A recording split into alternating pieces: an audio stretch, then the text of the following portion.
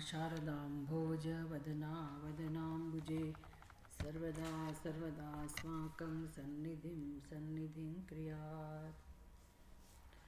ॐ सहना भवतु सहनौ भुनक्तु सह वीर्यं करवावहै श्रीनावधीतमस्तु मा विद्विषावहै। ॐ शान्ति शान्ति शान्तिः।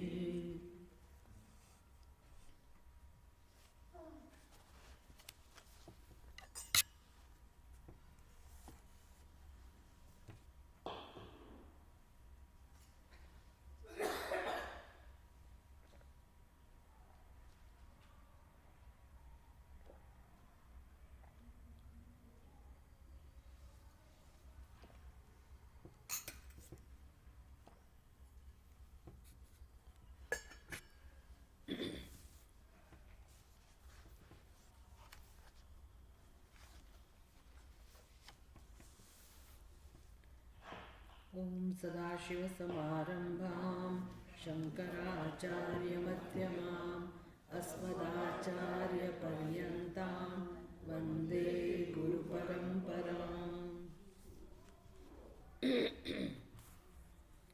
ॐ भद्रं कर्णेभिः शृणुयाम देवाः भद्रं पश्येमाक्षभिर्यजत्राः स्तुष्टुवागुंसस्तनूभिः व्यशेम देवहितं यदायुः।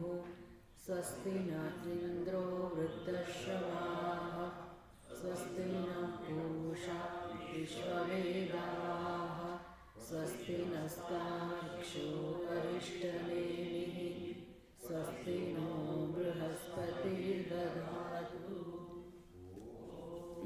शान्ति शान्ति शान्ति।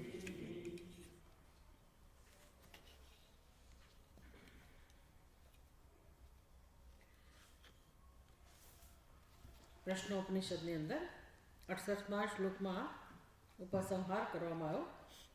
ઉપલક્ષિતા જીવ બુદ્ધો ચિત્ત પ્રતિબિંબક ઉપલક્ષમ બ્રહ્મ તત્તુસ્યા છાયાદિરૂપકમ. ઉપલક્ષયિતા એટલે કે જેને ઉપદેશ કરવામાં આવી રહ્યો છે તે જીવ. ઉપલક્ષ્ય બ્રહ્મ, ઉપલક્ષ્ય એટલે કે જેનો ઉપદેશ છે, પેલું જેને ઉપદેશ છે અને જે વિષયમાં ઉપદેશ છે એને કહેવાય ઉપલક્ષ્ય. એટલે જેમ 10મો મનુષ્ય, 10મો છોકરો 10માને શોધતો હોય અને એને કોઈ સમજાવે કે તું 10મો છે. હવે એ પોતે 10માને શોધી રહ્યો છે પણ એને ખબર નથી કે હું એને જ શોધી રહ્યો છું, એટલે એને શોધક કહેવાય. સાધક કહો કે શોધક કહો, એના માટે ઉપલક્ષયિતા. 10મો છોકરો જે શોધી રહ્યો છે એનું નામ છે સાધક અથવા તો શોધક, શોધનાર. અને અહીંયાના માટે શબ્દ છે ઉપલક્ષયિતા.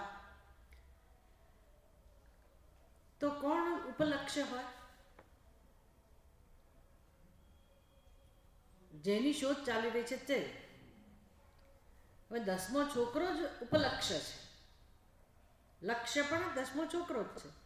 જેની શોધ ચાલી રહી છે એ પણ 10મો છોકરો જ છે અને જે શોધી રહ્યો છે એ પણ એ જ છે. એટલે આપણી વસ્તુ સમજાય ને, આપણો પ્રશ્ન સમજાયો ને.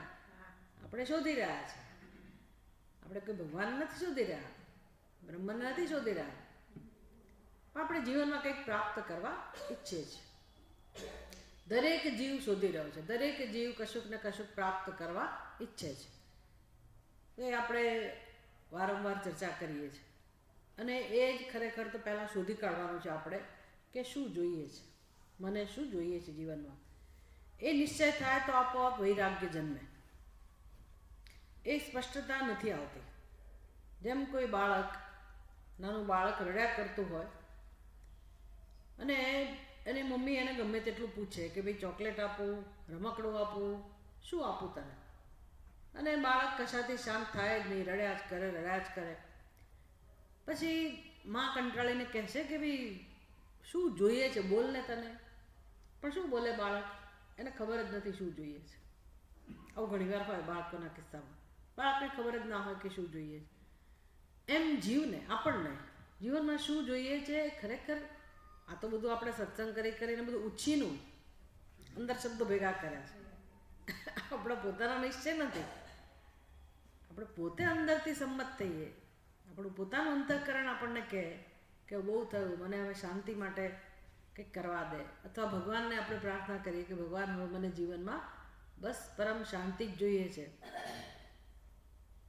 કોઈ શાંતિ ઈચ્છે, કોઈ પ્રેમ ઈચ્છે, કોઈ મુક્તિ ઈચ્છે, જેને ચાલતું હોય. ઘણાને જીવનમાં આખી જિંદગી અશાંતિનો અનુભવ થતો હોય તો એ પ્રાર્થના કરે કે ભગવાન મને શાંતિ આપો. જે જીવને બિચારાને પ્રેમનો અનુભવ જ ના થયો હોય તો એ જીવ ભગવાનને કહે કે ભગવાન મને પ્રેમની અનુભૂતિ કરાવો. ઘણાને બંધન ચાલતું હોય, પરવશતા ચાલતી હોય, એટલે ભગવાનને પ્રાર્થના કરે કે ભગવાન મને મુક્ત કરો, આમાંથી છોડાવો.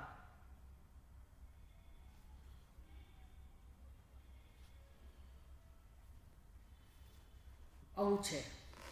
એટલે જે શોધી રહ્યો છે શાંતિ કે પ્રેમ કે સુખ, એને ઉપલક્ષયિતા કહે જીવ. હવે કેમ શાંતિ શોધી રહ્યો છે? કેમ દસમાને શોધી રહ્યો છે?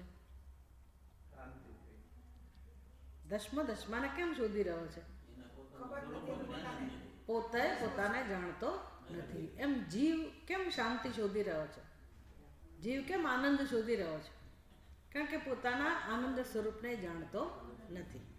એટલે દસમાને નથી જાણતો, એની બદલે એ પોતાને 9મો ગણતો હશે કે જે કંઈ ગણતો હોય, પણ 10મો તો નથી જ ગણતો. એમ આપણે પોતાને બ્રહ્મ તો નથી જ જાણતા, સચ્ચિદાનંદ સ્વરૂપ જે આપણો આત્મ સ્વરૂપ છે એવા તો આપણે પોતાને નથી જ જાણતા. અને ઉપરથી આપણને ખોટી રીતે સમજીએ છીએ કે હું આ શરીર છું, બસ એનું નામ જીવ. એટલે કે છે જીવ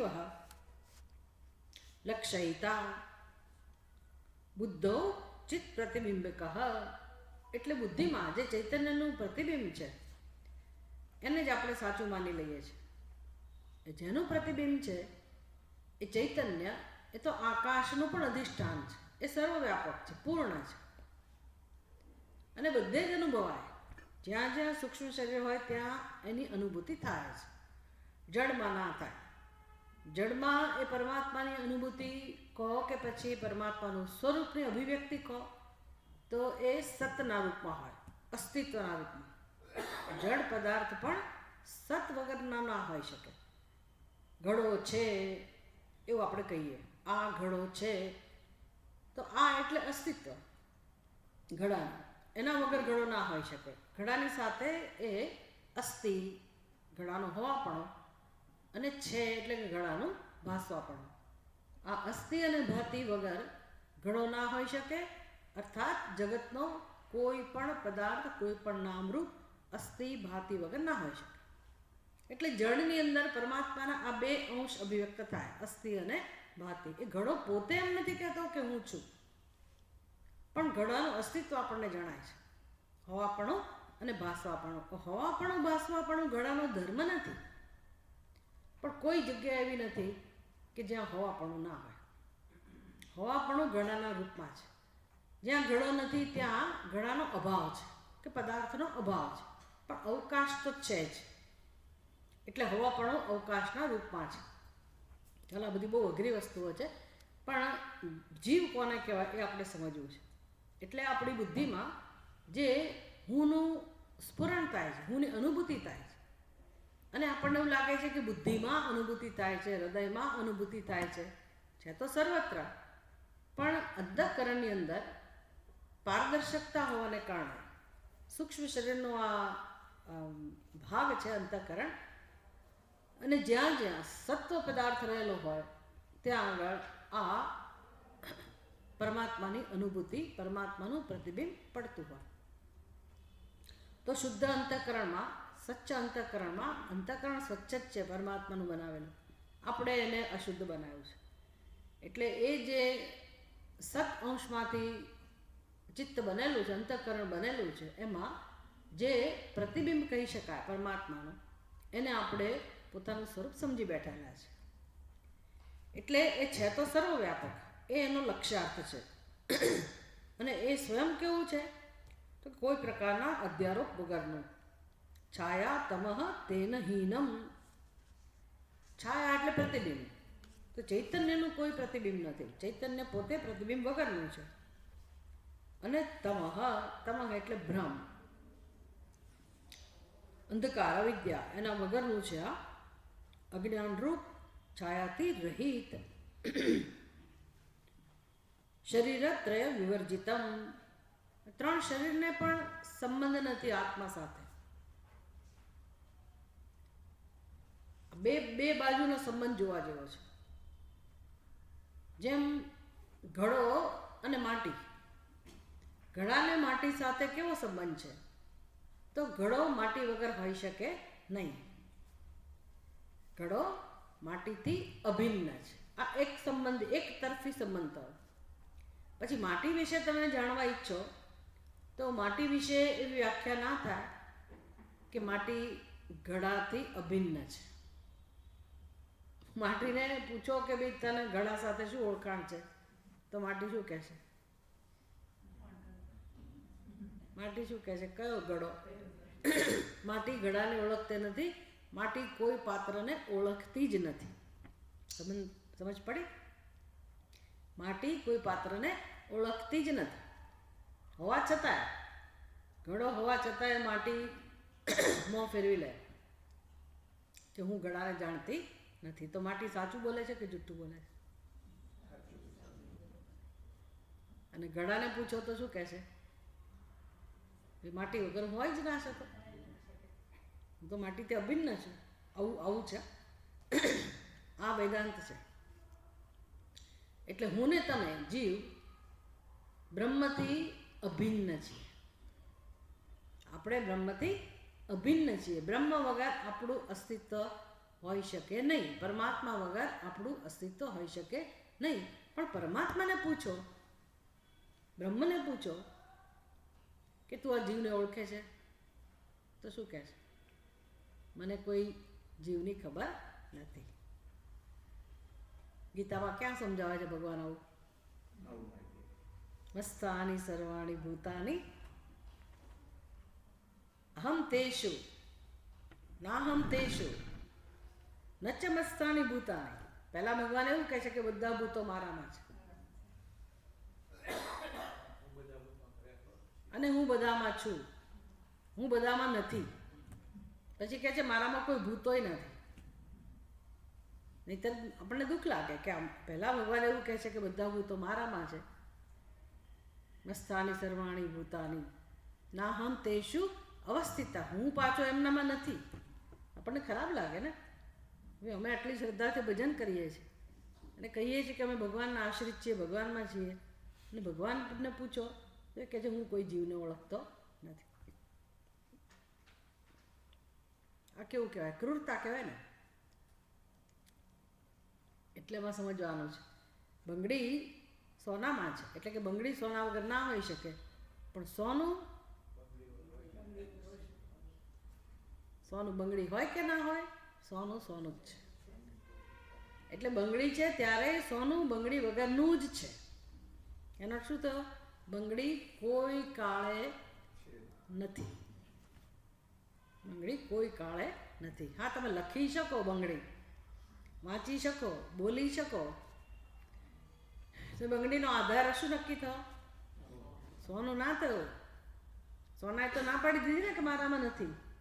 તો બંગડીનો આધાર શું નક્કી થયો? આપણી વાણી. આલંબન શું નક્કી થયું? વાક આલંબન. બંગડી બોલવા પૂરતી જ છે. આવું સાંભળ્યું જ કઈ? હા, બંગડી બોલવા પૂરતી જ છે, કહેવા પૂરતી જ છે.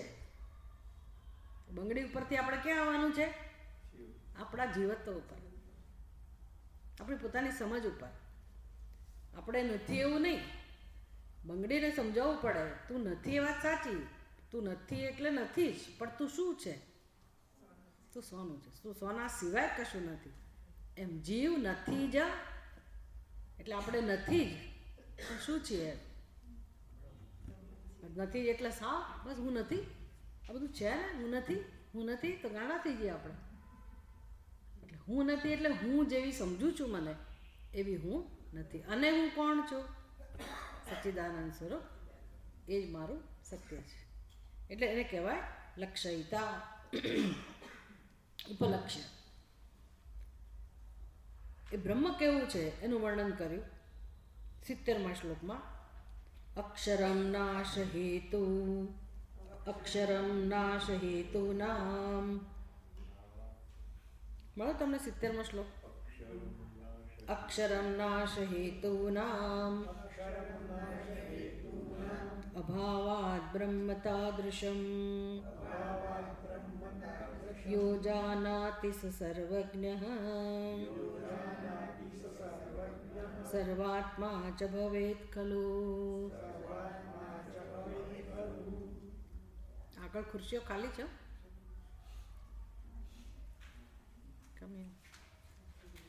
અક્ષરમ નામ હેતુ નામ અભાવાત બ્રહ્મ તાદૃશમ. બ્રહ્મ એનું નામ છે અક્ષર. પરાવિદ્યાનો વિષય છે અને મુંડક ઉપનિષદમાં એની વ્યાખ્યા કરવામાં આવી યયા અક્ષરમ અધિગમ્યતે. પરાવિદ્યા એને કહેવાય કે જેનાથી અક્ષર બ્રહ્મનું જ્ઞાન થાય છે. જે આપણને પરમાત્માનું જ્ઞાન કરાવે, અક્ષર બ્રહ્મનું જ્ઞાન કરાવે, એનું નામ છે પરાવિદ્યા. આમ પરમાત્માનું નામ અક્ષર મુંડક ઉપનિષદની અંદર. અક્ષરનો અર્થ શું થાય? યસ્ય ક્ષરઃ ન વિદ્યતે, જેમાં ક્યારેય કોઈ નાશ નથી, ક્ષર નથી, પરિવર્તન નથી, વિકાર નથી, નાશ નથી, એને કહેવાય અક્ષર. વિનાશ ક્યારે હોય? ક્ષર ક્યારે હોય? હેતુ હોય ત્યારે, કારણ હોય ત્યારે. જેમ કે અવયવો, વિશેષતા, ગુણ, કે આ પદાર્થનો જે રંગ છે તો ધીરે ધીરે એમાં ક્ષર થવાની સંભાવના છે. રંગ ઝાંખો થતો જાય. કેટલાક અવયવો હોય જેમ કે આ ચશ્મા, તો એની દાંડલી, એના ગ્લાસ, બધા અવયવો થયા તો ક્યારેક એ છૂટું પડી જાય, તૂટી ફૂટી જાય. તો આ બધા હેતુ કહેવાય ક્ષર માટેના. આપણું શરીર, આપણી ઉપાધિ, એનો પણ નાશ થવાની સંભાવના છે જ. નાશનો હેતુ છે, સંભાવના શું કામ? નાશનું કારણ છે. તો એને અક્ષર ના કહેવાય. જ્યારે બ્રહ્મની અંદર આવો કોઈ હેતુ નથી કે જેથી એનો નાશ થઈ શકે, કે એમાં કોઈ પરિવર્તન આવી શકે, કે એમાં કોઈ વિકાર આવી શકે. આવું કોઈ કારણ, કોઈ હેતુ બ્રહ્મની અંદર નથી. માટે નાશ હેતુ નામ અભાવાત બ્રહ્મ તાદૃશમ. તાદૃશમ એટલે અક્ષર.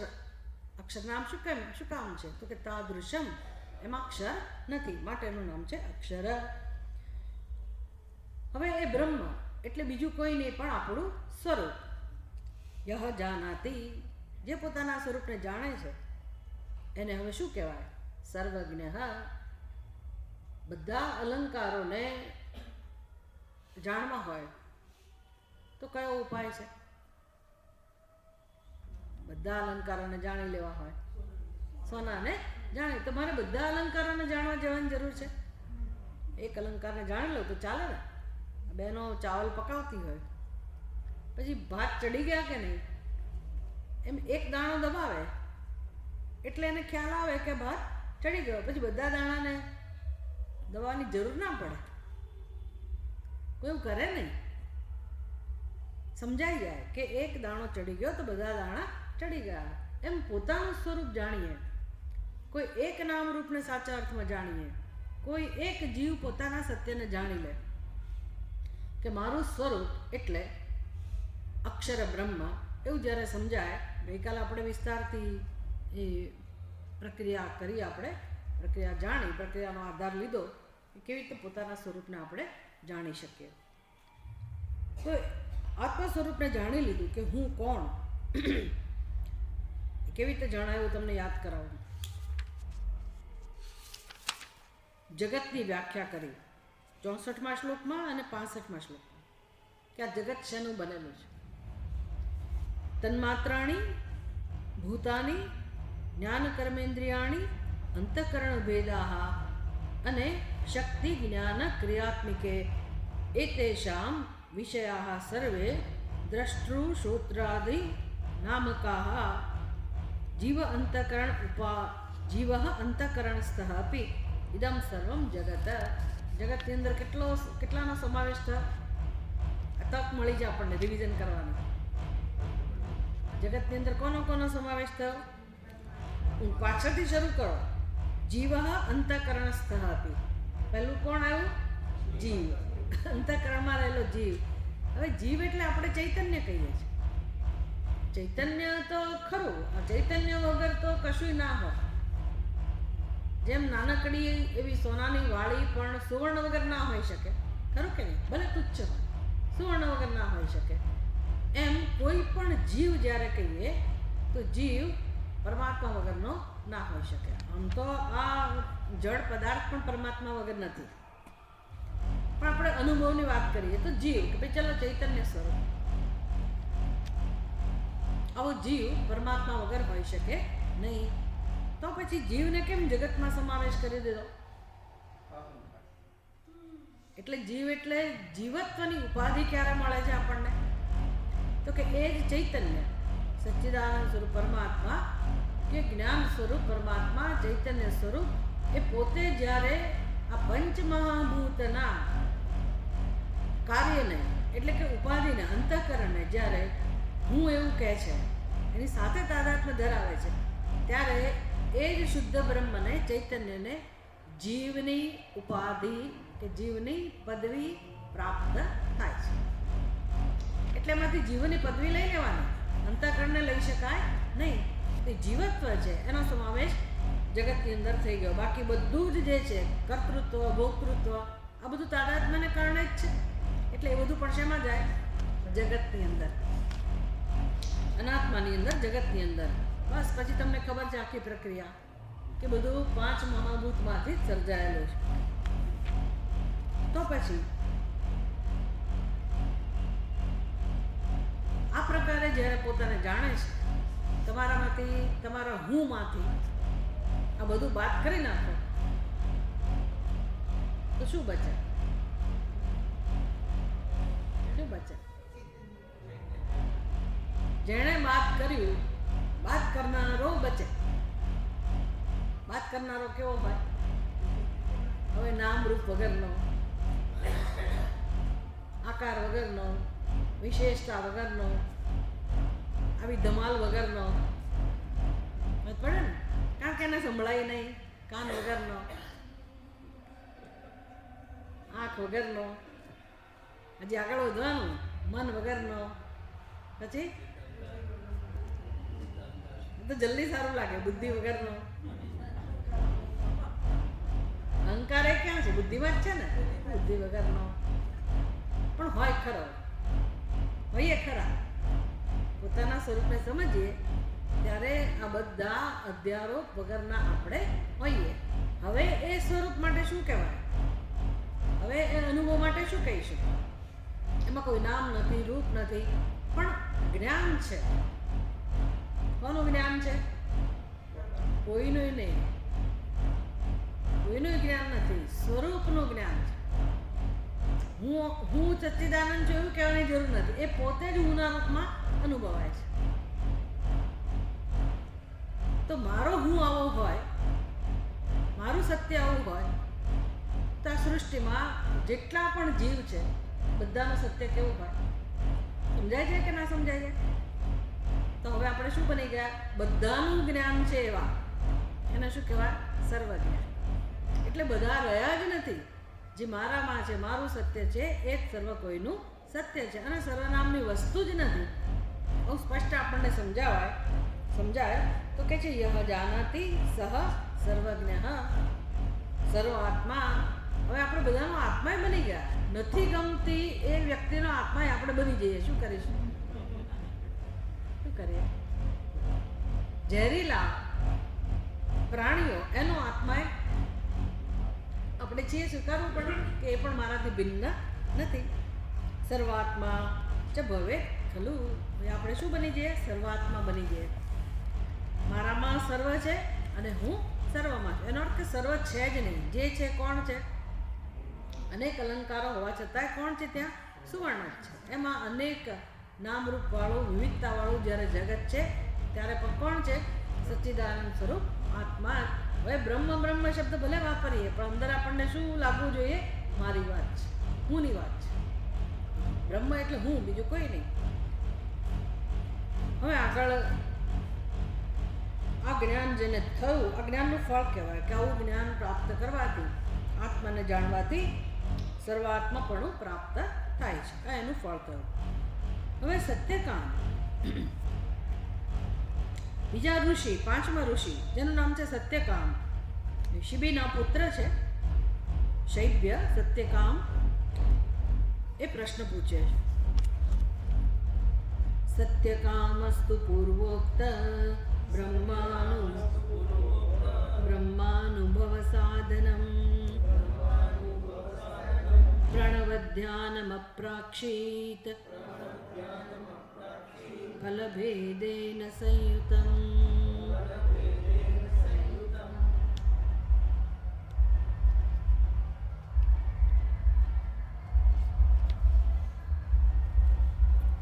ફલભેદેન સંયુતમ પ્રણવ ધ્યાનમ અપ્રાક્ષિત. અપ્રાક્ષિત એટલે પૂછ્યું. કોણે પૂછ્યું? સત્યકામ અપ્રાક્ષિત. સત્યકામે પ્રશ્ન પૂછ્યો. શેના વિષયમાં? પૂર્વોક્ત બ્રહ્મ અનુભવ સાધનમ.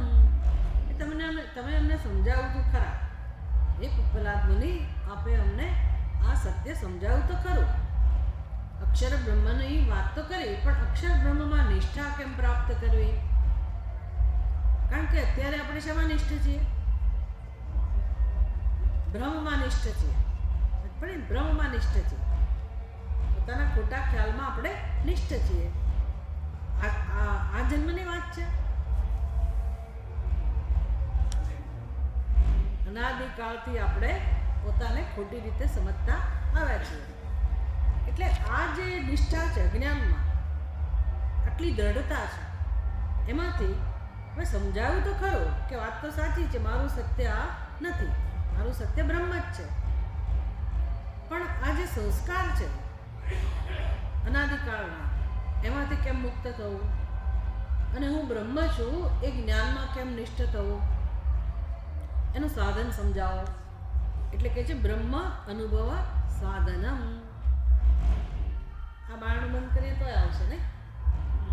આ પાછળ બારણું બંધ કરીશ બીજાની બલન થાય પણ અચ્છા.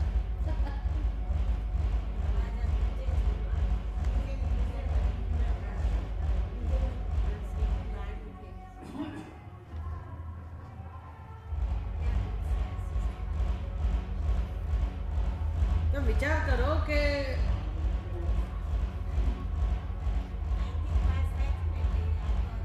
હા, એ તો એનો હવે એનો સમય લાગશે.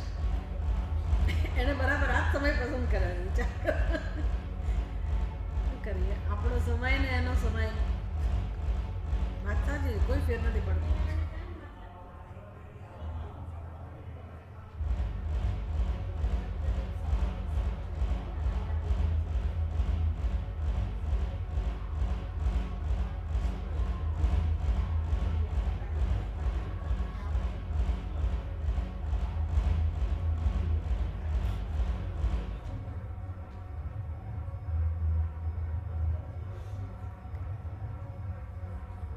આપણને આના પરથી શીખવા મળે છે કે આટલા કોલાહલની વચ્ચે રહીને આપણે આનું અધ્યયન કરવાનું છે. કેટલું અઘરું છે.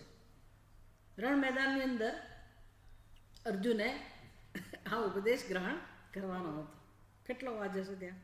ઢોલ નગારાને કેટલું વાગતું હશે. સંસ્કારો આપણી અંદર અવાજ છે, બધા ઘોંઘાટના જ. ભલે નામ અવાજ ના આવતો હોય પણ અંદર બધો બહુ ઘોંઘાટ છે. અને એ છે ત્યારે જ આપણે આત્મતત્વને જાણવાનું છે.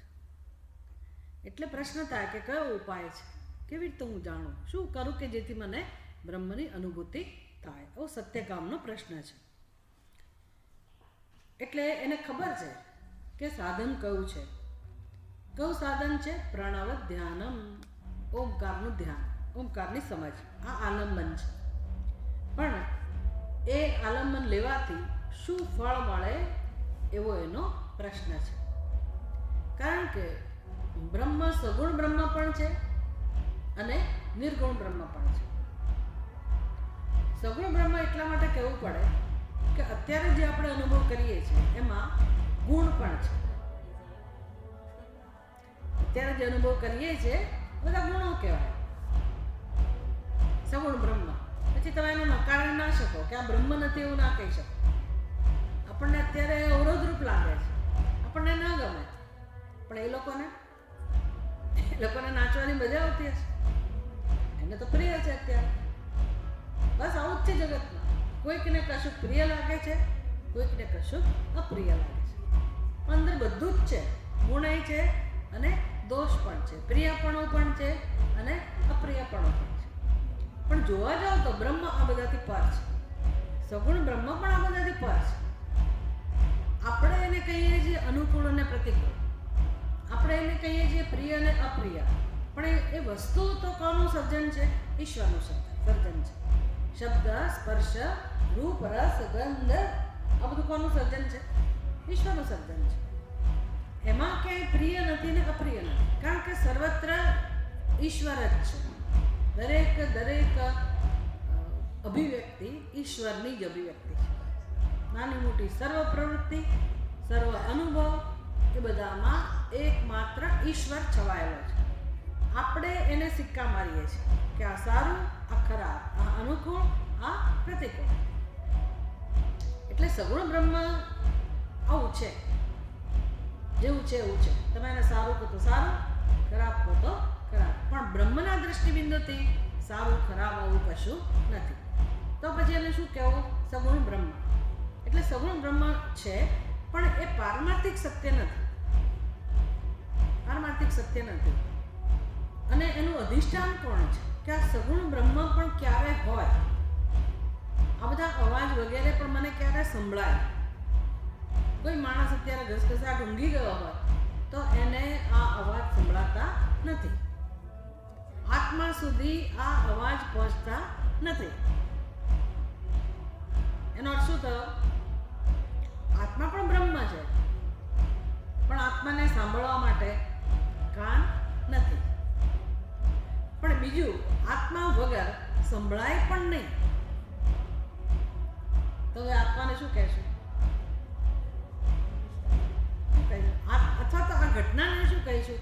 આત્માની સન્નિધિમાં બધું થઈ રહ્યું છે. એટલે આત્માની હાજરી પણ છે જ.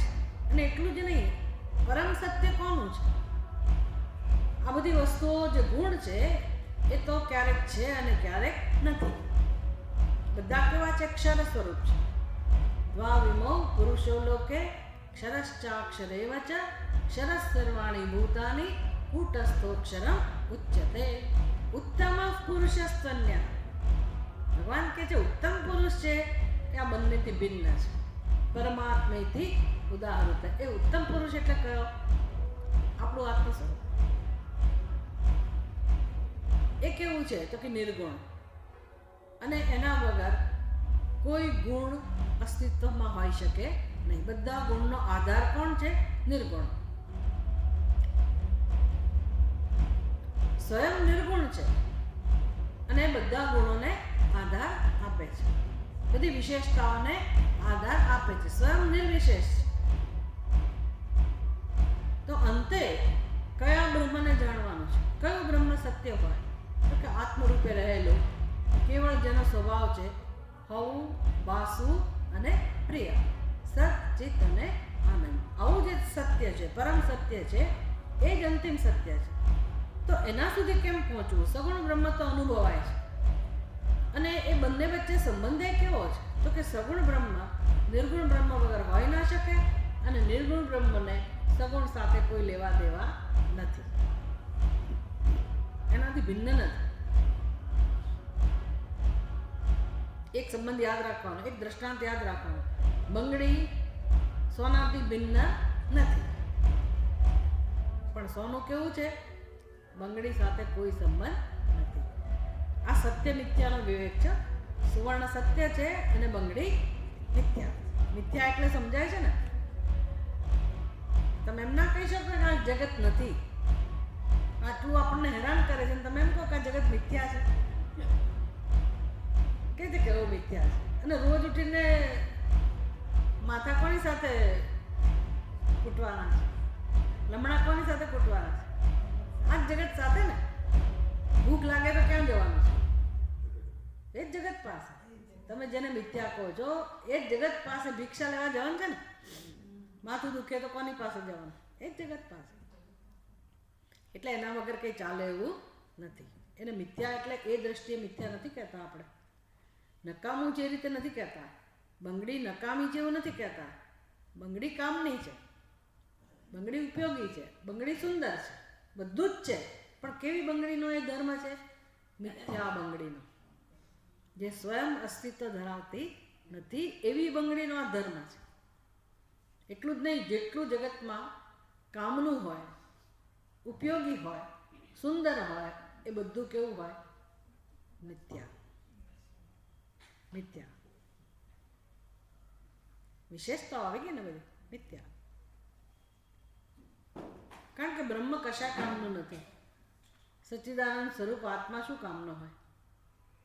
ભૂખ લાગે તો કામમાં આવે? કશું કામમાં ના આવે. કે વ્યવહાર થાય? વ્યવહારે ના કરી શકે. વ્યવહાર કરવાની યોગ્યતા એનામાં નથી. પણ કોઈ પણ વ્યવહાર બ્રહ્મ વગર થઈ શકે નહીં. કોઈ પણ બંગડી સુવર્ણ વગર હોઈ શકે નહીં.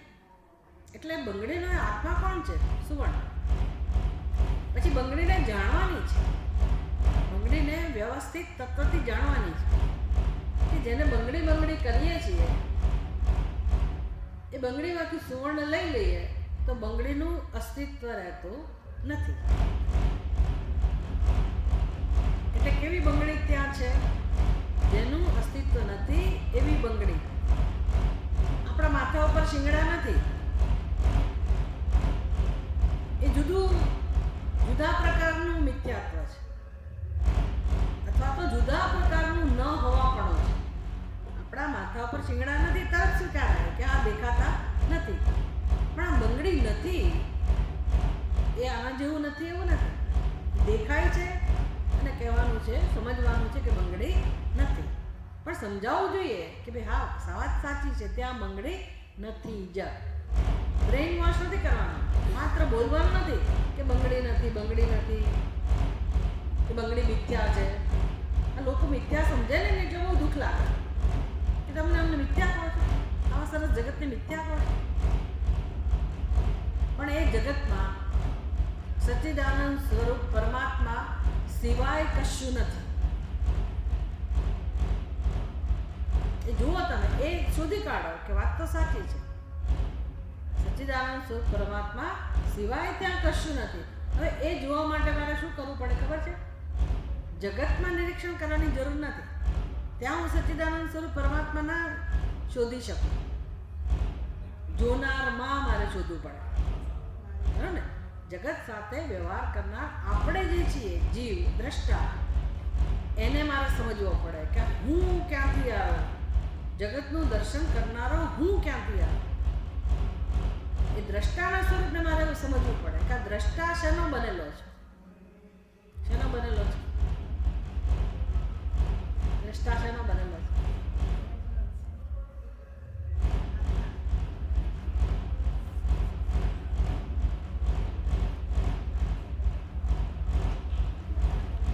દ્રષ્ટા એટલે કોને કહેવાય? દ્રષ્ટા એટલે જે જોનારો.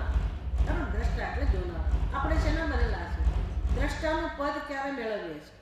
આંખોથી હું જોઉં ત્યારે હું દ્રષ્ટા છું. બરાબર ને? આંખો બંધ કરી દઉં તો દ્રષ્ટા નથી. પણ કાનથી સંભળાતું હોય તોય દ્રષ્ટા કહેવાય. પણ માની લો કે આ જ્ઞાનેન્દ્રિયો કર્મેન્દ્રિયોમાં અહંભાવ નથી તો આંખો જોઈ શકે નહીં. એટલે આંખ દ્રષ્ટા નથી. જ્ઞાનેન્દ્રિયો કર્મેન્દ્રિયો પણ દ્રષ્ટા નથી. હું દ્રષ્ટા ક્યારે બનું? તો કે કર્મેન્દ્રિયોમાં જ્ઞાનેન્દ્રિયોમાં અહંભાવ હોય ત્યારે. પણ મારી આંખો કોને કારણે જોવે છે? ધીમે ધીમે આગળ વધવાનું. આંખો કોને કારણે જોવે છે? આંખને કોણ શક્તિ આપે છે? આપણું મન. આપણું મન. મન આ બધો અનુભવ છે આપણને. આ બધી ચર્ચા કરવા છે મારા ઘણા બધા શ્લોક જતા રહેશે, પણ હવે વસ્તુ પહોંચાડવી કેમ? બરાબર આપણે સમજીએ તો મજા આવે. કે આંખ ખુલ્લી હોય છતાંય તમને વસ્તુ ના દેખાય એવું બન્યું છે? એવો અનુભવ છે કે નહીં? આંખો આપણી આમ ખુલ્લી હોય છતાંય વસ્તુ સામે જ હોય પણ ના દેખાય. અહીંયા કેટલાય લોકો એવા હશે, અનુમાન કરીએ કે આપણે પૂછીએ કંઈ ત્યાં વરઘોડો જો ગયો તમને ખબર છે? તો કે લે મને તો ખબર જ નથી. આવું કેનારો મળી આવશે. અન્યત્ર મના વભુવ, મને ખબર નથી. કેમ? તો કે મારું મન બીજે હતું. તો કોણ જોવે છે આંખો દ્વારા? મન. આંખોને જોવાની શક્તિ કોણ આપે છે? મન. મનને જોવાની શક્તિ કોણ આપે છે? મન આંખની પાછળ ના હોય તો ના દેખાય. મનની પાછળ કોણ છે? મારી બુદ્ધિ. બુદ્ધિ. બુદ્ધિની પાછળ કોણ છે? અહંકાર અથવા તો આત્મા. એટલે છેવટે કોણ? અહંકારની પાછળ કોણ છે? છેવટે દ્રષ્ટા કોણ થયો? આત્મા. એમાં બધું નીકળી ગયું. જ્ઞાનેન્દ્રિયો, કર્મેન્દ્રિયો, મન, બુદ્ધિ, અહંકાર બધું નીકળી ગયું. હવે તમે દ્રષ્ટા છો, નિત્ય દ્રષ્ટા. હવે તમને કોનો અનુભવ થાય છે? હા, પણ કયું દ્રશ્ય છે તમારી પાસે સામે? હવે કયું દ્રશ્ય છે? કયું જગત છે? કોઈ દ્રશ્ય નથી, કોઈ જગત નથી. એટલે આ આત્મા વગર જગત નામની વસ્તુ હોય, દ્રશ્ય નામની વસ્તુ હોય ના હોય. અને એ આત્માને જગતને શું સંબંધ છે? કોઈ સંબંધ છે? તમે તમે છો. સચ્ચિદાનંદ સ્વરૂપે તમે તમે છો. પણ તમારા વગર આ જગત હોય? એટલે જગત તમારાથી અભિન્ન છે. તમે કેવા છો? જગતથી ભિન્ન. તો જગતને માટે શું કહેવાનું? બેમાંથી સત્ય કોણ નક્કી થયું? જગત હતું ત્યારે તમે હતા, જગત નથી ત્યારે તમે છો. જગત ક્યારે છે? તમે સત્તા આપો ત્યારે, તમે માનો ત્યારે. તમે એને ધ્યાન નથી આપતા, મહત્વ નથી આપતા, તો જગત નથી. તો બેમાંથી સત્ય કોણ થયું? આત્મા કે જગત? આત્મા. તો જગતને શું કહેવાનું? ત્યાં કેવું પડે. તો અત્યારે એ જગત કેવું હોય? અત્યારે સાચું બની જાય? અત્યારે સાચું બની જાય? અત્યારે કેવું હોય? કોણ કોને જુએ છે? કોણ કોને જુએ છે? દ્રષ્ટાએ તમે બન્યા. આખી શરીરમાં પાછા આવી જાઓ. પાછા એ આંખમાં હંભાવાળા આવી જાઓ તો દ્રષ્ટા તમે બન્યા. તો જેને જુઓ છો એ પણ શું હોય? જાગીને જોઉં તો જગત દિશે નહીં. ઊંઘમાં અટપટા ચિત્ત ચૈતન્યનો વિલાસ જોને બ્રહ્મ લટકા કરે બ્રહ્મ.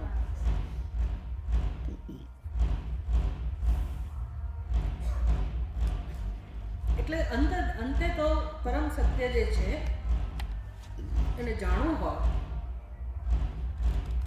તો આ સંસ્કારોમાંથી, અજ્ઞાનના બ્રહ્મના સંસ્કારમાંથી કેમ ધીરે ધીરે મુક્ત થવું? કંઈક આલંબન જોઈએ. તો મુનિને ખબર છે કે ઓમકાર રૂપી આલંબન એ શ્રેષ્ઠ આલંબન છે.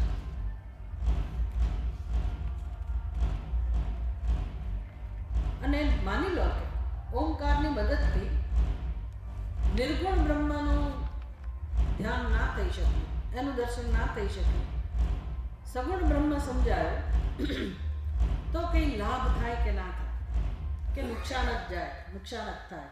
આવો પ્રશ્ન છે એનો. ઓમકાર તમને ખબર છે કે ઓમકારની 3 માત્રાઓ છે. અને ઓમકાર ભગવાનનું અતિ પ્રિય નામ છે. ભગવાનના બધા નામ છે, અનેક નામ છે, એમાં ઓમકાર એવું કહેવાય છે કે ભગવાનને સૌથી પ્રિય છે. જેમ આપણો કોઈ ઘરમાં પેટ નેમ હોય તો એ વ્યક્તિને સારું લાગે, બોલાવનારને કમસે કમ સારું લાગે. એટલે ઓમકાર એક એવું ભગવાનનું નામ છે કે જેના આધારે ઉપનિષદ સમસ્ત સૃષ્ટિને ઓમકારની સાથે સરખાવી શકે છે. એટલે એકમાત્ર ઓમકાર એ શાસ્ત્રની અંદર એવો શબ્દ છે કે જેના ઉપર ઘણું બધું ભરવામાં આવે છે. આખા જગતના ગુણો એની સાથે સરખાવવામાં આવે છે, એને જોડવામાં આવે છે જગતને, અને એ આપણે સમજી શકીએ એવી રીતે. એટલે જેમ જેમ આ જગતને મારે સમજવું હોય તો 3 અવસ્થાઓ છે, જાગ્રત, સ્વપ્ન અને સુષુપ્તિ. 3 અવસ્થાઓના માધ્યમથી આપણે જગત સાથે વ્યવહાર કરીએ છીએ કે નથી કરતા, જે કંઈ કરીએ છીએ, પણ 3 અવસ્થાઓમાં આપણું જીવન આવી જાય છે. તો ઓમકારની 3 માત્રા અને આપણા જીવનની 3 માત્રાઓ. એમ મારે સમગ્ર સૃષ્ટિનું ચિંતન કરવું હોય, કારણ કે હવે એટલું તો સમજાઈ ગયું કે સૃષ્ટિમાં પરમાત્મા સિવાય કશું નથી. એ સત્ય સમજાઈ ગયું. પરમાત્માનું નામ ઓમકાર છે. તો સૃષ્ટિનું જગતનું નામ પણ શું હોય? શું પાડી શકીએ આપણે? ઓમકાર. ત્રયીમ તિસ્રો વૃત્તિસ ત્રિભુવનમથો ત્રીનપી સુરામ. ક્યાં આવે છે? શિવમેમ.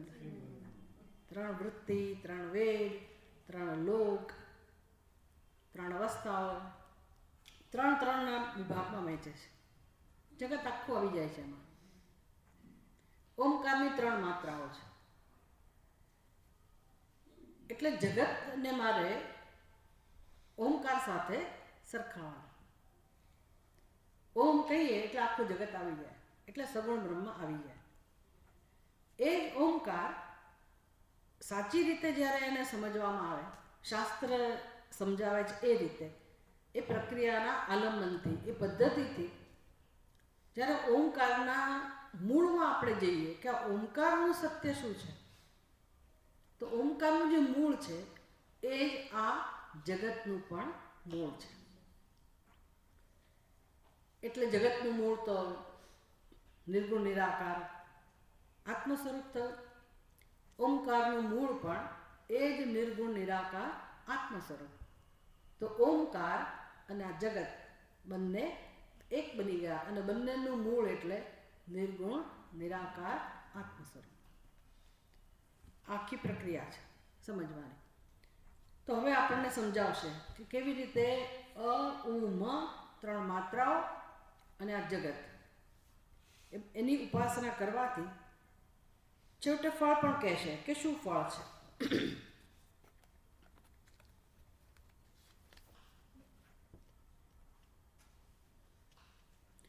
લોકેશુ જ્ઞાન કર્મભ્યામ સાધ્યેશુ કતમમ વ્રજે આમૃતિ પ્રણવધ્યાયી સવિશેષમ ઇદમ વદ.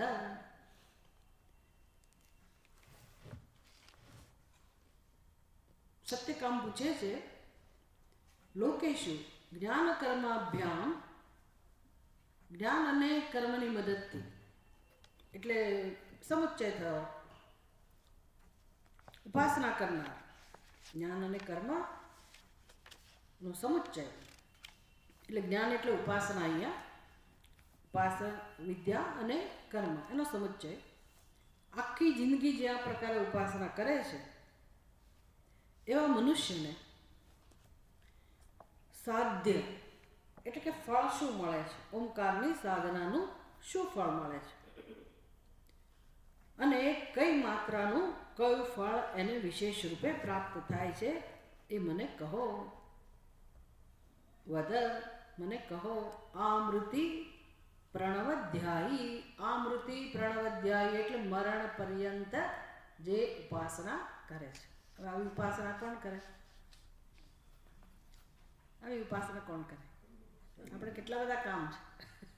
આપણને ઉપાસનાનો સમય ક્યારે હોય? થોડાક જપ કરીએ, થોડી માળા કરીએ, બીજું શું કરીએ? તો કહે છે કે આ મૃતિ મરણ પર્યંત જે આ પ્રકારે ઉપાસના કરે. ઉપાસના એટલે આપણે જે ઉપાસના સમજીએ છીએ એ ઉપાસના જુદી છે, આ ઉપાસના જુદા પ્રકારની છે. આ બધી વિચારના સ્તરે છે, ધ્યાનના સ્તરે છે, ભાવનાના સ્તરે છે. એટલે હવે વ્યવહાર કરતાં કરતાં મારે શીખવાનું છે. જ્યારે વ્યવહારમાં બહુ બધું દુઃખ જન્મે, સંઘર્ષ જન્મે, અશાંતિ જન્મે, તો આપણે ભગવાનનું નામ નથી લેતા? હે રામ, હે નાથ, હું કદી ન બોલું, આવું બોલતા હોય લોકો. એ ભગવાનનું તને ક્યારેય ના ભૂલું. આપણો આમ એક પ્રયાસ છે ભગવાનને પકડી રાખવાનો. કેમ તો કે આ બધો સંતાપ જે છે એનાથી આપણે થાકી ગયા છે. એટલે કમસે કમ હું ભગવાનને યાદ કરું. તો ઓમકાર, પછી તમે રામ બોલો તોય ચાલે, શ્રી કૃષ્ણ શરણમ બોલો તો પણ ચાલે. આ વિચારના સ્તરે છે. હું ઓમ બોલું તો એનો અર્થ કે આ બધા જગત માટે જે કંઈ રાગ દ્વેષ છે એ ક્ષણભર માટે જતા રહે અને મને સારું લાગે. ઓમ શાંતિ બોલીએ છે ને, ઓમ શાંતિ, સારું લાગે. બી જે પ્રકારની અશાંતિ હોય એ બધી દૂર થાય. કોની મદદથી? ઓમકારના સ્મરણની મદદથી. આમ ઓમકારનો હું આધાર લઉં. ઓમકારનો જપ કરો, વાણીથી કરો, મોટેથી કરો, કે ઉપાંશુ જપ કરો, કે માનસિક જપ કરો, કે પછી એના વિશે ચિંતન કરો. પૂજનમ જપસ ચિંતનમ ક્રમાત. ચિંતન છે, ઓમકારનું ચિંતન છે. અહીંયા આ બધી વસ્તુઓ નથી. બીજા ઉપનિષદમાં, માંડુક્ય ઉપનિષદમાં આ અનુભૂતિ પ્રકાશમાં વિસ્તારથી વર્ણન નથી, કારણ કે એણે બ્રહ્મ વિદ્યાનો ઉપદેશ કરવાનો છે, એ શ્લોકો સમજાવવાના છે એટલા માટે. પણ ઉપનિષદના મંત્ર જુઓ તો તમને બધું સમજાશે કે ઓમકારને કેવી રીતે આપણા જીવન સાથે સાંકળી શકાય. એટલે આપણી આખી જાગ્રત અવસ્થા એને કઈ માત્રા સાથે સરખાવ્યું? ઓમકારની 3 માત્રા છે, અ, ઉ અને મ. તો ઉપનિષદ કહે છે કે આ જાગ્રત અવસ્થા એ ઓમકારની પહેલી માત્રા અકાર, અને એ અકાર ઓમકારની પહેલી માત્રા આપણી જાગ્રત અવસ્થા, અને જાગ્રત અવસ્થામાં અનુભવ કરી રહેલો જીવાત્મા. એમાં હવે તમારા નામ ભૂલી જવાનું, સ્ત્રી પુરુષ ભૂલી જવાનું. ઉપનિષદ કયું નામ આપે છે તમને? વિશ્વ. પછી એ પક્ષુ પક્ષી પણ કેમ ના હોય, ગમે તે જીવ હોય, જાગ્રત અવસ્થા હોય, ઓમકારની અકાર માત્રા અને જીવનું નામ એટલે વિશ્વ. આ બધા એક છે. ઉપનિષદ કહે છે આ બધા એક છે. એટલે પરમાત્મા પોતે જ જાગ્રત અવસ્થામાં અભિવ્યક્ત થઈ રહ્યો છે જીવના રૂપમાં. એટલે પશુ પક્ષી મનુષ્ય જે પણ છે, કોઈ પણ ઉપાધિમાં જીવ રૂપે કોણ રહેલું છે? પરમાત્મા. કઈ અવસ્થા અનુભવી રહ્યો છે? જાગ્રત અવસ્થા. ઓમકારની કઈ માત્રા? અકાર. આ સમજી શકાય કે ના સમજી શકાય? તો પછી હું એટલે કોણ? ભલે વિશ્વ, પણ સમષ્ટિ એ મારું નામ શું? વિરાટ. અત્યારે વિશ્વ અઘરું છે, તમને પૂછાય નહીં મારે, પણ જે વ્યષ્ટિ સ્તરે હું જીવ છું એ જ સમષ્ટિ સ્તરે પરમાત્મા છે. પણ નામ શું છે જાગ્રત અવસ્થામાં? તો કે એક પરમાત્મા વ્યષ્ટિ સ્તરે વિશ્વ છે અને બાકી વિરાટ. આ જાગ્રત અવસ્થાની વ્યવસ્થા.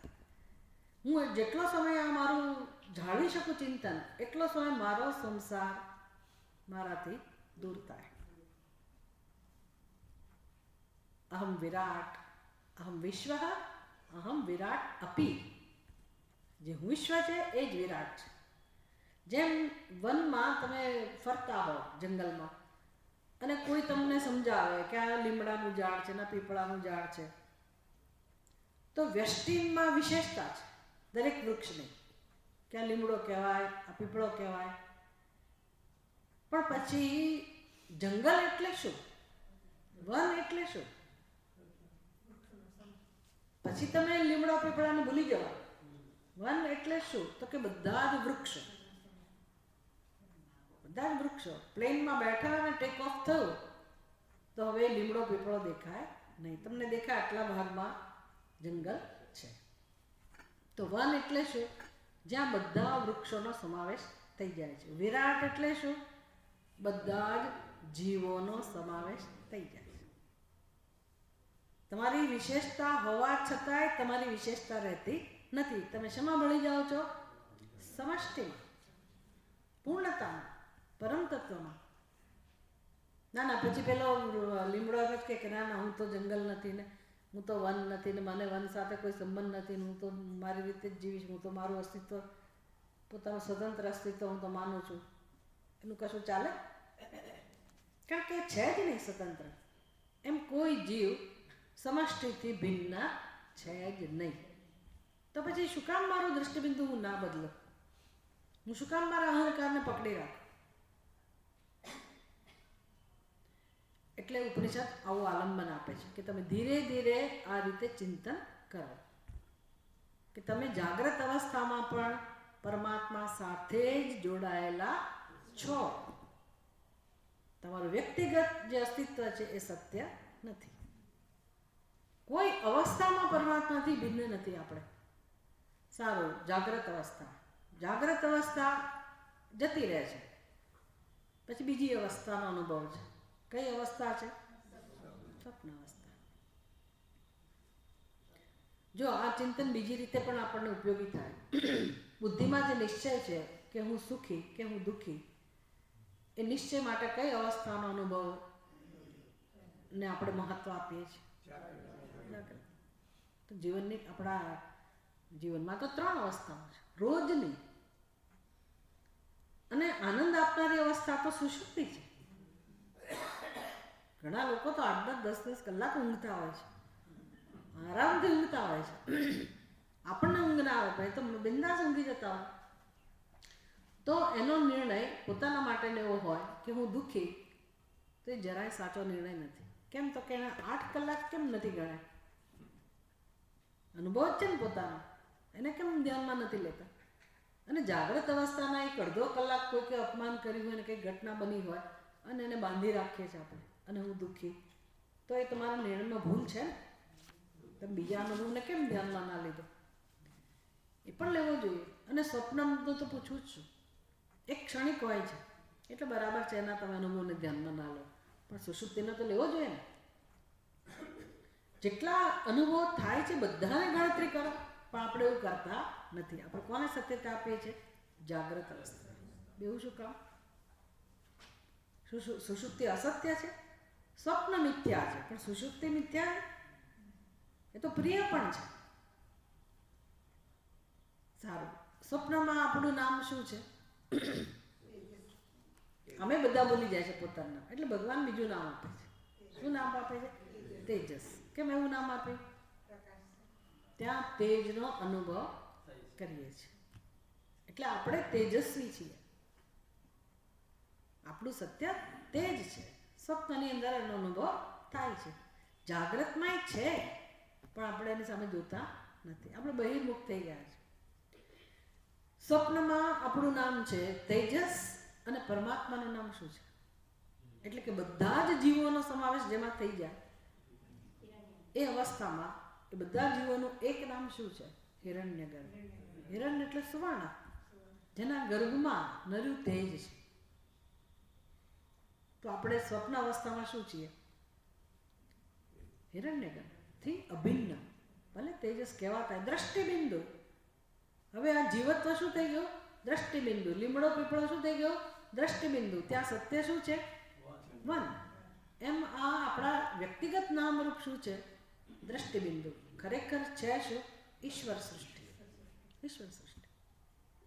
એટલે ભલે મારું વ્યવહાર માટે મારું વ્યક્તિગત મહત્વ હોય તો હું તેજસ, પણ પછી સમષ્ટિ સ્તરે હું કોનાથી અભિન્ન છું? એટલે કે આપણી બુદ્ધિમાં, આપણા અંતઃકરણમાં સતત જે પ્રવાહ છે પ્રેરણાનો, એ ક્યાંથી આવતો હશે?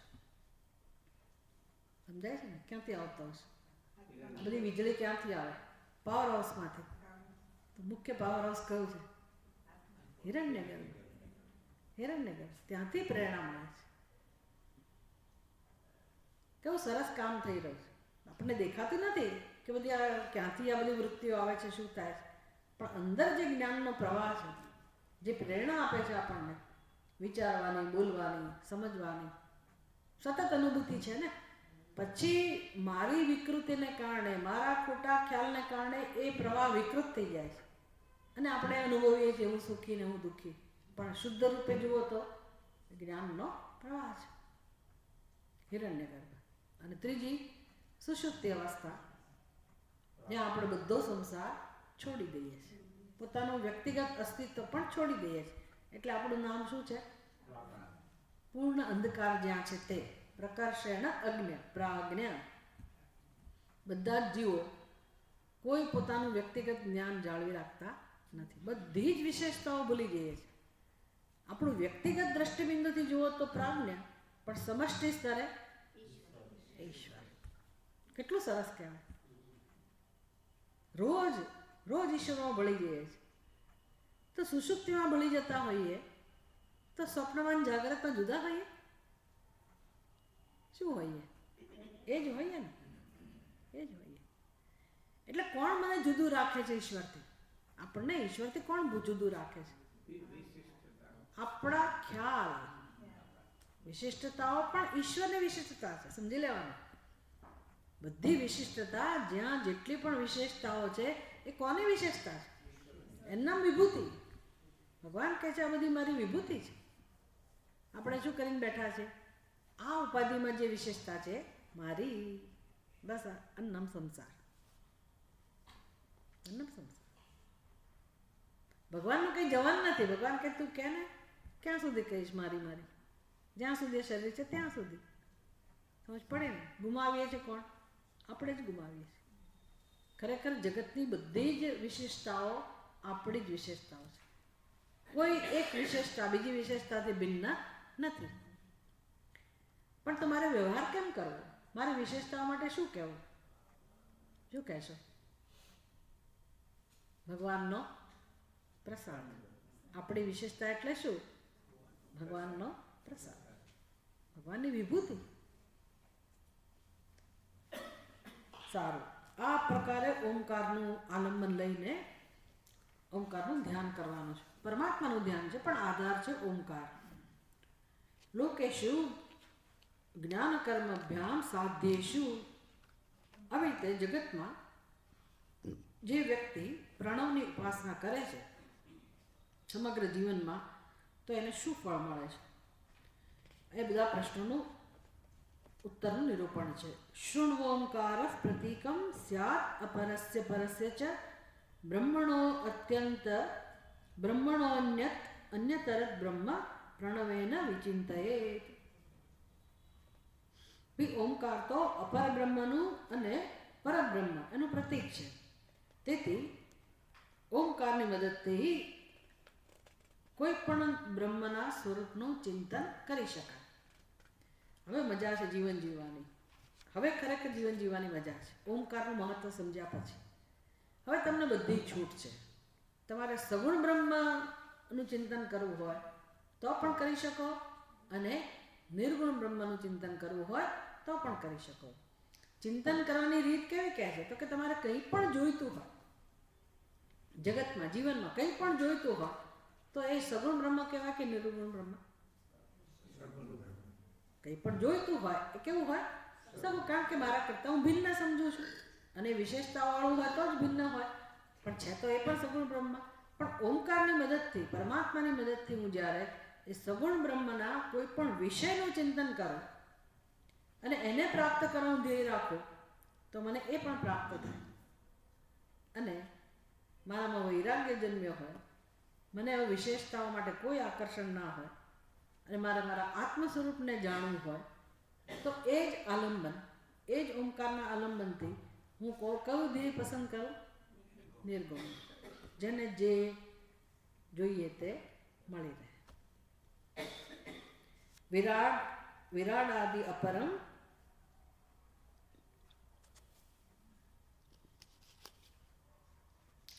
વિરાડાદિ અપરમ તદ્વત સત્ય જ્ઞાનાત્મકમ પરમ માત્રાત્રય વિભક્તમ તદ અપરમ બ્રહ્મ ચિંતયેત.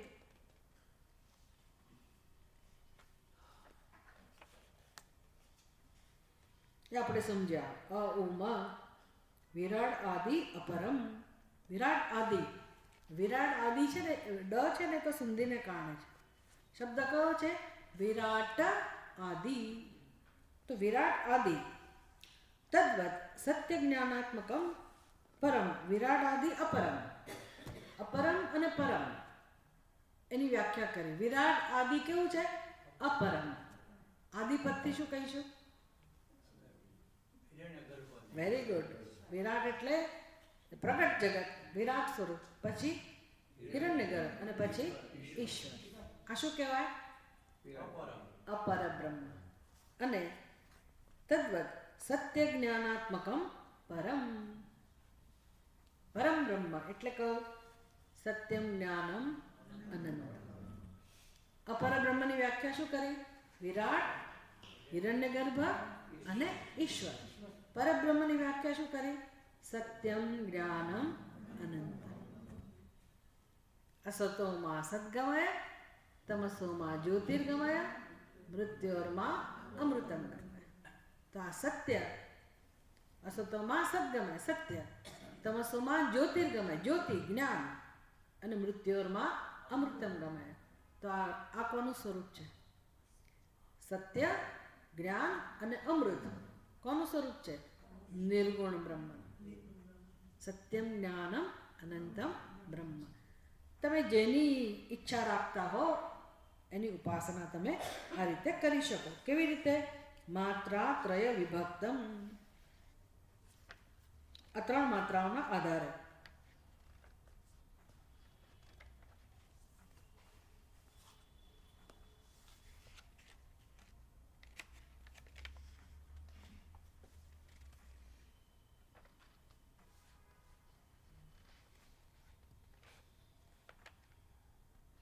તદ અપરમ બ્રહ્મ ચિંતયેત.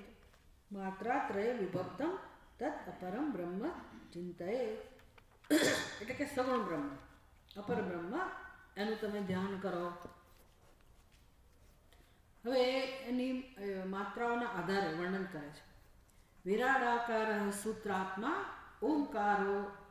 સૂત્રાત્મા ઓમકાર હિ અવ્યાકૃતમ પુનઃ મકાર ઇતિ વિજ્ઞેય વિભાગ અપર ચિંતને. આ અપર બ્રહ્મનું ચિંતન કરવા માટે કેવી રીતે ઓમકારને સમજો? તો કે વિરાટ અકાર. વિરાટ એટલે આખું જગત જાગ્રત અવસ્થામાં જે અનુભવાય છે તે. એને કઈ માત્રા સમજવી? વિરાટ અકાર. અકાર, અકાર એટલે યાદ રાખવાનું કઈ કોની માત્રાની વાત છે? કોનું આલંબન લઈએ છીએ? ઓમકારનું. ઓમકારની અકાર માત્રા એટલે વિરાટ. સૂત્રાત્મા ઉકાર. અ ઉમ હવે બીજી માત્રા એટલે ઉકાર. એને કોની સાથે સરખાવવાનો? સૂત્રાત્મા. આ બધા શબ્દોનો પરિચય તમને ના હોય. સૂત્ર આત્મા એટલે આખા જગતને ધારણ કરનાર જે સૂત્રાત્મા છે, સૂક્ષ્મ રૂપે જે રહેલા છે. કોણ છે? હિરણ્યગર્ભ. એટલે આપણું સૂક્ષ્મ શરીર વ્યષ્ટિ સ્તરે અને સમષ્ટિ સ્તરે હિરણ્યગર્ભ. એને કઈ માત્રા સાથે સરખાયું? ઉકાર સાથે. અને અવ્યાકૃતમ પુનઃ મકાર, જેમાં કોઈ આકાર નથી. એ અવસ્થા એટલે કઈ અવસ્થા? સુષુપ્તિ અવસ્થા. અને એનું નામ છે અવ્યાકૃત. જે આપણે ઈશ્વર કહીએ છીએ ને, ઈશ્વર શબ્દ બે જગ્યા, બે અર્થ થાય. ઈશ્વર એટલે જે આપણે પ્રાજ્ઞની સાથે જોડાયેલા છે એને ઈશ્વર કહેવાય. પણ અવ્યાકૃત જેમાં માયા છે, જેમાંથી જગત ઉત્પન્ન થાય છે, જે સગુણ બ્રહ્મ છે, જે સોપાધિક બ્રહ્મ છે. પણ જે નિર્ગુણ નિરુપાધિક બ્રહ્મ છે એના માટે પણ ઈશ્વર શબ્દ હોય છે. સમજવાનું. એટલે કે છે અવ્યાકૃત. ઈશ્વરની જગ્યાએ કયો શબ્દ વાપર્યો? અવ્યાકૃત. અવ્યાકૃત એટલે કઈ માત્રા? મકાર ઇતિ વિજ્ઞેય વિભાગ અપર ચિંતને. તો અપર બ્રહ્મનું ચિંતન કરવા માટે તમારે આ ત્રણ વિભાગ યાદ રાખવાના. અકાર, ઉકાર, મકાર. અકાર એટલે વિરાટ, ઉકાર એટલે હિરણ્યગર્ભ, મકાર એટલે અવ્યાકૃત. હવે એનું ફળ શું મળે? માત્ર ઓમકાર, અરે માત્ર ઓમકારની અકાર માત્રા, એનું જ માની લો કે આપણે ચિંતન કરી શક્યા એટલે ઉપાસના કરી. જેમ કે જાગ્રત અવસ્થામાં આપણા નિયમો હોય કે ભાઈ કોઈની સેવા કરવી, જનતા જનાર્દન એ પ્રકારની સેવા કરતા હોઈએ, કે આપણા ઈષ્ટ દેવતાનું આપણે યજ્ઞ યાગાદી કરતા હોઈએ કે જપ કરતા હોઈએ, તો આ સગુણ બ્રહ્મની ઉપાસના સમજી લેવાની બધા જ સ્તરે. પણ એ માત્ર અકારની ઉપાસના થઈ, તો એનું કોઈ ફળ હોય કે નહીં, એટલે એ વર્ણન કરે છે. કશું નિરર્થક ના જાય, કોઈ પણ રીતે એનું તમને ફળ મળે. સૂત્ર વ્યાકૃત વિજ્ઞાનહીન યદિ વિચિંતયેત વિરાટ માત્રમ તમોંકારમ તદાપી વ્યર્થતા નહીં. સૂત્ર અને અવ્યાકૃત, સૂત્ર વ્યાકૃત અવ્યાકૃત નથી, સૂત્ર વ્યાકૃત એટલે કે સૂત્ર હિરણ્યગર્ભ તથા વ્યાકૃત એટલે કે વિરાટ. સૂત્ર એટલે હિરણ્યગર્ભ અને વ્યાકૃત એટલે વિરાટ. વ્યાકૃતનું વિરોધી શું હતું? અવ્યાકૃત. એટલે સૂત્ર અને વિરાટ એટલે સ્વપ્ન અવસ્થા અને જાગ્રત અવસ્થા, અકાર ને ઉકાર. ભલે એનું જ્ઞાન ના હોય, યદિ જ્ઞાનહીન યદિ વિચિંતયે, ભલે તમને એનું જ્ઞાન ના હોય, પણ આ પ્રકારે ભાવના કરવાથી કે આ વિરાટ એટલે પણ પરમાત્માની અભિવ્યક્તિ અને હિરણ્યગર્ભ એટલે પણ પરમાત્માની અભિવ્યક્તિ, આવું તમે ઉપાસના કરતા હો, ચિંતન કરતા હો, તો પણ તદપી વ્યર્થતા નહીં, તો પણ વ્યર્થ જવાની નથી, ઉપાસના તમારી વ્યર્થ જવાની નથી. આ ઓમકારની ઉપાસના જ છે. વિરાણ માત્રમ તમ ઓમકારમ તદાપી વ્યર્થતા નહીં. એટલે તમે જાગ્રત અવસ્થામાં આવી ઉપાસના કરો, ઓમકારના આધારે પરમાત્માનું ધ્યાન કરો જગતની અંદર, તો પણ એ વ્યર્થ જતું નથી. તો શું ફળ મળે એનું? ઋગાખ્ય દેવાહ સહસા ભૂલોકમ પ્રાણયંતિ તમ પૂર્વવાસનયા યોગમ અભ્યસી અત્યધિકમ પુનઃ. તો એના દેવતા કોણ છે? અધિષ્ઠાન દેવતા. આ ઉપાસનાનું ફળ આપનાર દેવતા કયા છે? તો ઋગ આદિ દેવ, ઋગ્વેદ, યજુર્વેદ ને સામવેદ, આ બધા વેદ છે, એના પણ દેવતાઓ ઋગાદિ દેવ. એ શું કરે છે? સહસા બહુ ઝડપથી, ભૂલોકમ પ્રાપયંતિ તમ એટલે પૃથ્વીલોકમાં જે આપણને જોઈતું હોય એ બધું આપણને અપાવે. તમે જુઓ છો ને જગતમાં કેટલા લોકો કેટલી સિદ્ધિને પ્રાપ્ત થયેલા છે. ધનાઢ્ય લોકો, એક પછી એક એનો ક્રમ હોય, બધી સિદ્ધિ છે. તો આપણને એવું લાગે કે ગમે તેમ કરીને પૈસાદાર બન્યા, એવું નથી. ઘણા લોકો બહુ બુદ્ધિમાન હોય, જેણે બધી નવી શોધખોળ કરી હોય, તો કેટલી પ્રકારની સિદ્ધિ, રમતગમતના ક્ષેત્રમાં સિદ્ધિ, બધી સિદ્ધિઓ છે. તો એટલી ઊંચાઈ ઉપર પહોંચેલા છે, તો આમનામ મને નથી મળ્યું. એટલે ભલે ઓમકારનું સીધું આપણને દેખાતું ના હોય આલંબન, પણ એને કોઈક રીતે અંદરથી એનું અનુસંધાન કરેલું છે, નિષ્ઠાથી કરેલું છે. અને તમે ઓમકારની ઉપાસનાથી કશું ઈચ્છતા હો તો તમને પણ એ સિદ્ધિ મળે.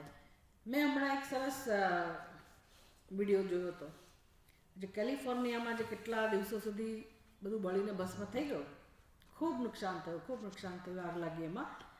એમાં આશ્ચર્યજનક રીતે જે લોકોના મકાન બચી ગયા છે, બચવાની સંભાવના જ નહોતી, કારણ કે ત્યાં તો બધું વુડન, અને બાજુનું મકાન બળી ગયું હોય અને આનું મકાન ના બળી ગયું હોય, એવા લિસ્ટ આવેલા. અને જેના લિસ્ટ હતા એ બધા લોકોએ સમષ્ટિની કોઈક ને કોઈક રીતે સેવા કરેલી છે, કોન્ટ્રીબ્યુશન છે એનું જગતમાં. કોઈકે બાળકોને ખૂબ મદદ કરી છે, કોઈ વૃદ્ધ લોકોને. આશ્ચર્ય છે. એ મોટો ચમત્કાર છે કે ભાઈ એના મકાન કેમ ના બળી ગયા, કેમ બચી ગયા. કોઈક જ છે રેડાખડા, પણ સરસ જેણે લખ્યું છે એણે સરસ લખ્યું કે એણે આટલી સેવાઓ કરી છે જગતની, આટલું બધું કોન્ટ્રીબ્યુશન છે. તો કુદરતમાં તો બધું જોઈ જ શકાય છે. આ ઉપાસના કહેવાય. એણે જે સમષ્ટિની સેવા કરી એ ઉપાસના થઈ, સગુણ બ્રહ્મની ઉપાસના થઈ, તો એને એવી સિદ્ધિ મળેલી છે, ઉપાધિ મળેલું છે એને. તો ઋગાખ્યા દેવા સહસા ભૂલોકમ પ્રાપયંતિ તમ પૂર્વવાસનયા યોગમ અભ્યસ્યધિકમ પુનઃ. અને એ દ્વારા પૂર્વજન્મની જે વાસના હોય એના આધારે એ વળી પાછા ઝડપથી આગળ વધે છે. વિરાટ સૂત્રાત્મકમ માત્રાદ્વયમ ધ્યાત્વા તુ નિયતે યજુર્વેદૈઃ સોમલોકમ પુનરાવૃત્તિ સંયુતમ. પુનરાવૃત્તિ સંયુતમ એટલે એને એક મુશ્કેલી છે કે પાછા તો આવવું જ પડશે, કારણ કે સગુણ બ્રહ્મનું ધ્યાન એટલે કાં તો ક્રમ મુક્તિ મળે તમે જ્યારે નિષ્કામ ભાવથી કરો ત્યારે, પણ નહીંતર પછી એ સકામ ભાવનાથી જ્યારે ધ્યાન થયું હોય તો ફરી ફરીને આવવાનું તો રહે જ. એટલે કહે છે કે પુનરાવૃત્તિ સંયુતમ, ફરી આવવું પડશે એને. પણ ક્યાં જાય છે? સોમલોકમ, ચંદ્રલોક. બધું આગળ જોઈ ગયા ને આપણે, ચંદ્રલોક, દક્ષિણાયન માર્ગે ઉત્તરાયણ માર્ગમાં ચંદ્રલોક. કોણ લઈ જાય છે? યજુર્વેદની માત્રાઓ. યજુર્વેદૈઃ શેની ઉપાસનાથી? માત્રાદયમ ધાત્વા. માત્રાદ્વયમ એટલે કઈ બે માત્રાઓ?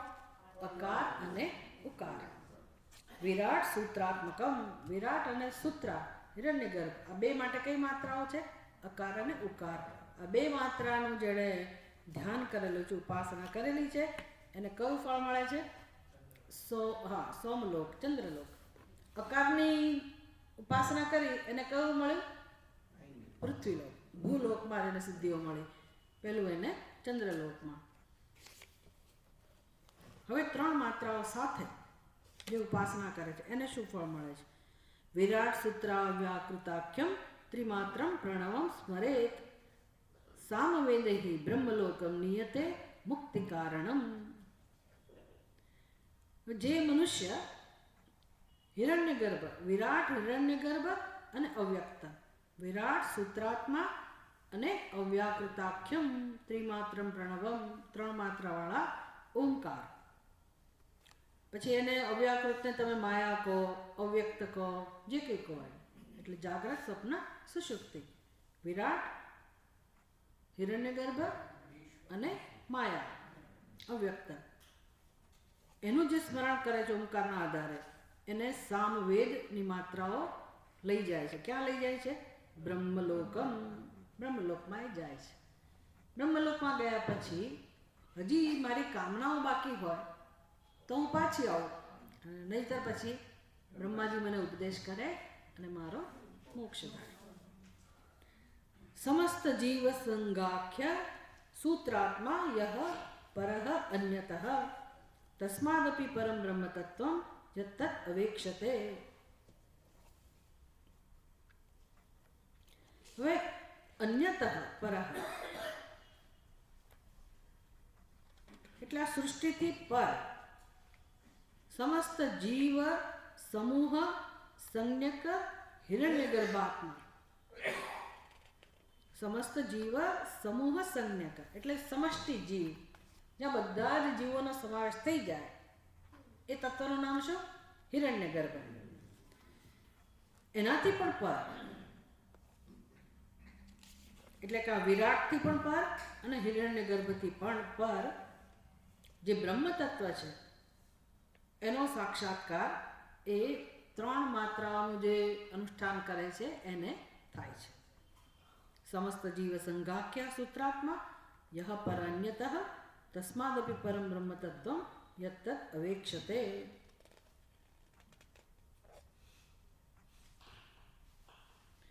ઓમકારપૂર્વક અપર બ્રહ્મનું ચિંતન કર્યા પછી કેવી રીતે ક્રમ મુક્તિ થાય એનું વર્ણન કરે છે. ક્રમ મુક્તિર્ભવેદિત્થમ અપર બ્રહ્મ ચિંતનાત ઓંકારેણ પરમ બ્રહ્મ ધ્યાત્વેક્ષિત્વાયमुच्यते इक्ष्वाचमुच्यते इक्षित्वाचमुच्यते. क्रम मुक्ति ब्रह्मचिंतनात् ભવેત ઇત્થમ અપર બ્રહ્મ ચિંતનાત ક્રમમુક્તિ ભવેત. આ પ્રકારે સગુણ બ્રહ્મનું ચિંતન કરવાથી, કોની મદદથી? ઓમકારેણ, ઓમકારની મદદથી.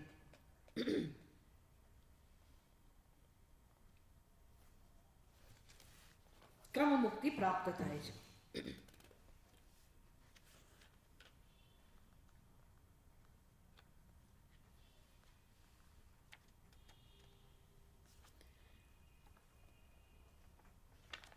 સગુણ બ્રહ્મનો ધ્યાન કરવાથી ક્રમમુક્તિ પ્રાપ્ત થાય.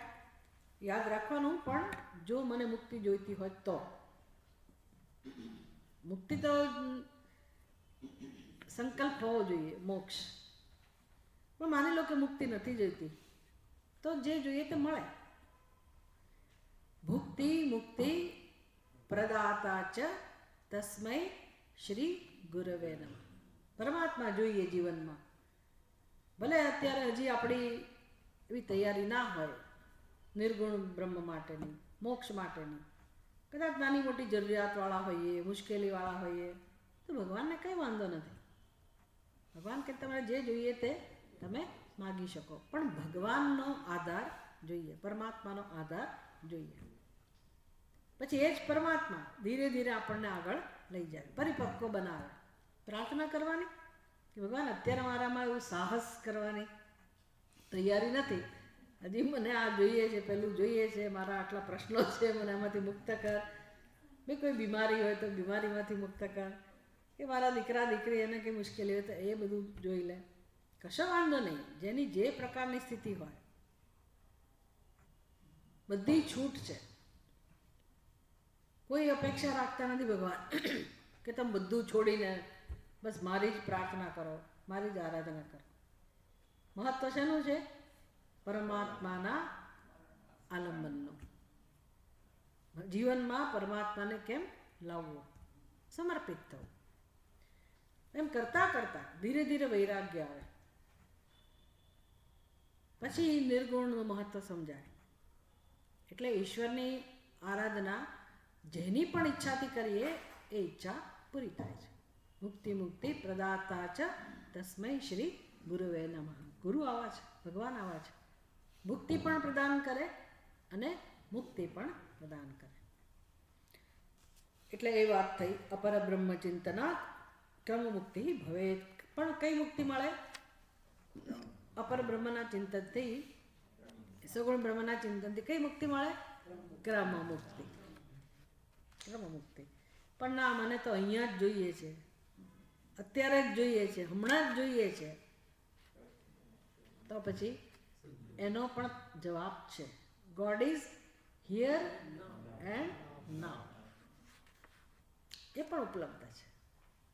મારે જાણવાની જરૂર છે, જાણવા માટે તૈયાર થવાની જરૂર છે, તો એ પણ મળે. ઓમકારેણ પરમ બ્રહ્મ ધ્યાત્વા ઈક્ષિત્વા ચ મુચ્યતે. હવે પણ વસ્તુ બદલાઈ જાય. હવે મારે એ મોક્ષ જોઈતો હોય, સીધો જ સદ્યો મુક્તિ જોઈતી હોય, તો હવે ધ્યાન કેવા પ્રકારનું હોય? તો કે જ્ઞાન. હવે ઓમકારનું ધ્યાન શું બની જાય? જ્ઞાન. જ્ઞાનમાં પરિવર્તિત થવું જોઈએ. એટલે મારે એને સમજવું પડે. ધ્યાત્વા ઈક્ષિત્વા ચ, એટલે એમાં ધ્યાન પણ થઈ જાય. ધ્યાન એટલે અનુસંધાન, સતત આપણું ચિત્ત એમાં લાગેલું રહે અને બુદ્ધિથી આપણે વસ્તુને, તત્વને સમજવાનો પ્રયાસ કરીએ. આટલું જ કરવાનું છે મોક્ષ માટે, બીજું કંઈ જ કરવાનું નથી. જો સદ્યો મુક્તિ જોઈતી હોય, આ જ જન્મમાં મુક્તિ જોઈતી હોય, અથવા આ શરીરમાં બ્રહ્મલોકમાં જવા સુધી રાહ નથી જોવી અને મોક્ષ જોઈતો હોય, તો એક જ કામ કરવાનું છે. અજ્ઞાનને ઓળખવાનું છે, આપણી બુદ્ધિમાં રહેલા અજ્ઞાનને ઓળખવાનું છે અને એને છોડવાનું છે. અજ્ઞાનને દૂર કરવાનું કામ કરવાનું. શું કરશો એના માટે? બ્રહ્મ જે છે ને, આત્મા, એ તો જ્ઞાન સ્વરૂપ છે. એટલે આપણે જ્ઞાન પ્રાપ્ત નથી કરવાનું, એ સમજી લો.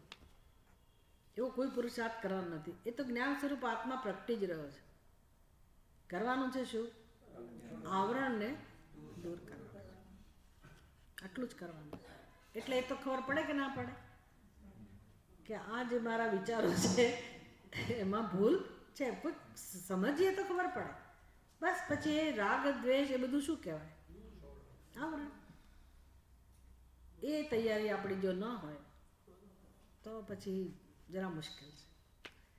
બાકી કંઈ જ કરવાનું નથી. તો એ તો તમે જે કામ કરતા હોય કામ કરતા થઈ શકે.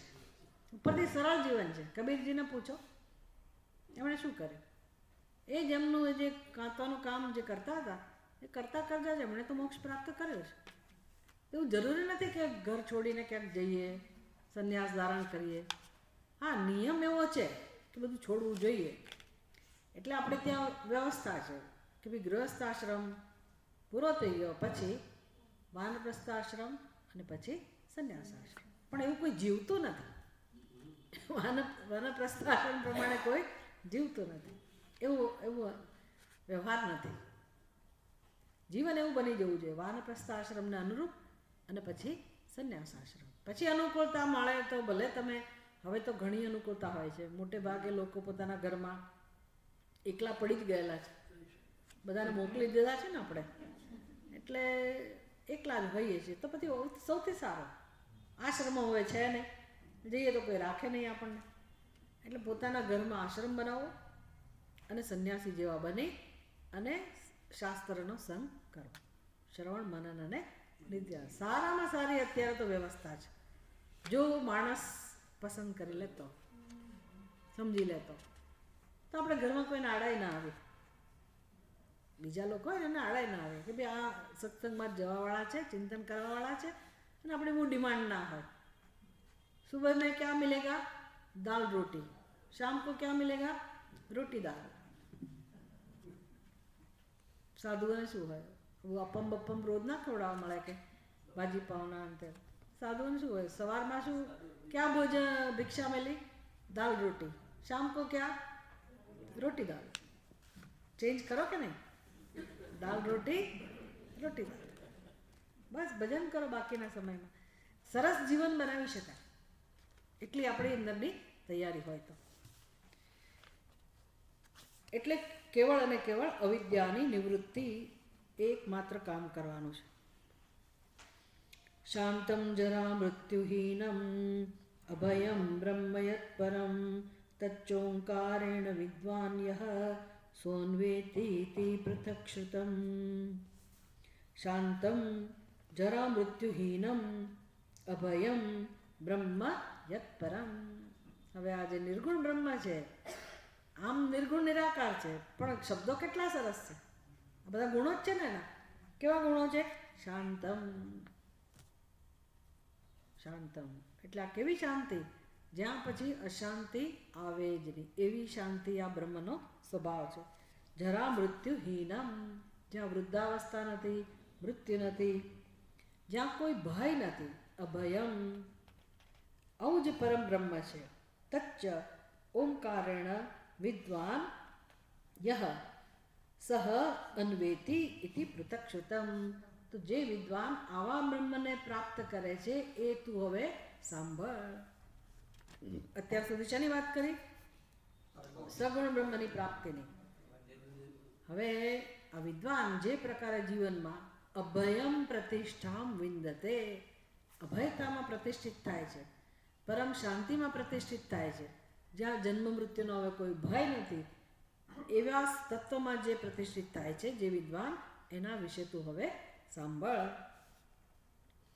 મુક્તો પ્રાપ્યમ પરમ બ્રહ્મ યત્તસ્ય પ્રત્યગાત્મતા બુભુત્સુસન ભરદ્વાજઃ પુરુષમ પ્રષ્ટુમિચ્છતે. હવે છઠ્ઠો પ્રશ્ન. 5 પ્રશ્નો પૂરા થયા.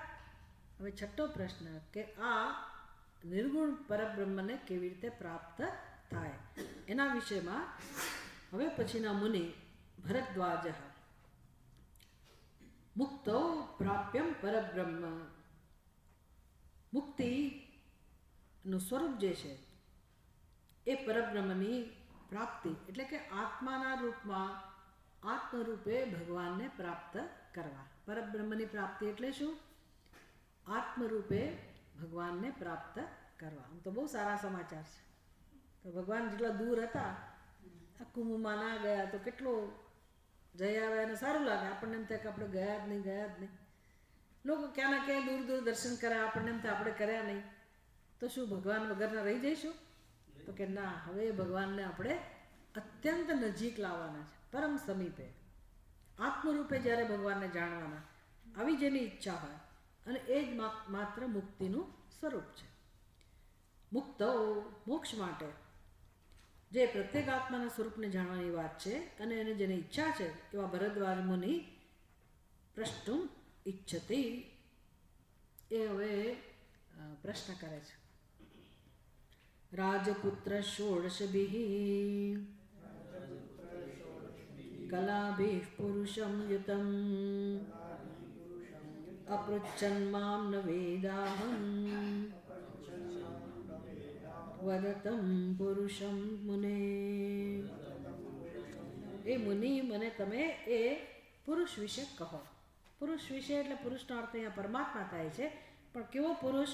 ષોડશ કલાભિઃ યુતમ, જે 16 કળાવાળો છે. એ ષોડશ પુરુષ, ષોડશ કલશ પુરુષ વેત્થત્વમ, તું જાણે છે એવું? આવું મને કોઈકે પૂછ્યું. ભરદ્વાજ કહે છે કે હે પીપલાદ મુનિ, મારી પાસે કોઈ રાજાનો પુત્ર આવેલો હતો. વિચાર કરો કે રાજાના પુત્રને આવું બધું જાણવાની ઈચ્છા થતી હશે. તો આપણે ત્યાં રાજર્ષિ છે, બ્રહ્મર્ષિ છે, મહર્ષિ છે, રાજા પણ હોય અને ઋષિ હોય. એવું નથી કે ભોગ વિલાસવાળા જ રાજાઓ હોય, છતાંય બ્રહ્મને જાણવાની ઈચ્છા હોય. બ્રહ્મમાં નિષ્ઠ બ્રહ્મર્ષિ પણ હોય, મહર્ષિ હોય. એટલે આવું છે. તો વ્યક્તિ પોતે પોતાને ઋષિ બનાવે, જાણવાની ઈચ્છાવાળા બનાવે. તો આ મુનિ કહે છે, ભરદ્વાજ મુનિ, કે મારી પાસે આવી રીતે રાજાનો કોઈ કુંવર આવેલો અને એણે મને આવો પ્રશ્ન કર્યો હતો કે હે મુનિ, તમ વેત્તા, તમે જાણો છો ષોડશ કલશ પુરુષ, 16 કળાવાળા પુરુષને તમે જાણો છો? તો કહે છે કે મને તો ખબર નહોતી કોણ છે. એટલે મુનિ પણ કેટલા નિખાલસ. એણે રાજકુંવરને કહ્યું કે હું જાણતો નથી, હું જાણી લાવીશ પછી તને કહીશ, પણ અત્યારે હું જાણતો નથી. આવું ભરદ્વાજ કોને કહે છે? પીપલાદને. છઠ્ઠા મુનિ છે અને પીપલાદને કહે છે કે મારે આ ષોડશ કલશ પુરુષ વિશે જાણવું છે. ઓમ પૂર્ણમદ પૂર્ણમિદં પૂર્ણાત પૂર્ણમુદચ્યતે પૂર્ણસ્ય પૂર્ણમાદાય પૂર્ણમેવાવશિષ્યતે. ઓમ શાંતિ શાંતિ શાંતિ. હરિ ઓમ. શ્રી ગુરુભ્યો